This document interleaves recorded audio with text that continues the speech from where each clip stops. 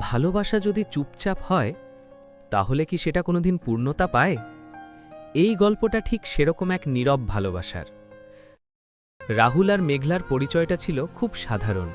একই bus stop, প্রতিদিন একই সময়। কথা হতো না বললেই চলে, কিন্তু চোখে চোখে জমে উঠেছিল হাজারো কথা। রাহুল ভালোবাসত, কিন্তু বলার সাহস পেত না। সে ভাবত, যদি বলি আর সবকিছু বদলে যায়। আর মেঘলা সব বুঝেও চুপ করে থাকত, কারণ সে অপেক্ষা করছিল শুধু একটা কথার। দিন যায়, সময় যায়, কিন্তু কথাটা আর বলা হয় না। কিছু ভালোবাসা চিৎকার করে না, নীরবে কষ্ট সহ্য করে। একদিন হঠাৎ মেঘলা বলল, আমি অন্য শহরে চলে যাচ্ছি। রাহুলের পৃথিবীটা তখন থমকে গেল। শেষ মুহূর্তে রাহুল বলল, আমি তোমাকে হারাতে চাই না, আমি তোমাকে ভালোবাসি। মেঘলার চোখ ভিজে গেল। সে হাসতে হাসতে বলল, এই কথাটার জন্যই তা আমি এতদিন অপেক্ষা করছিলাম। সব ভালোবাসা সঙ্গে সঙ্গে পূর্ণতা পায় না।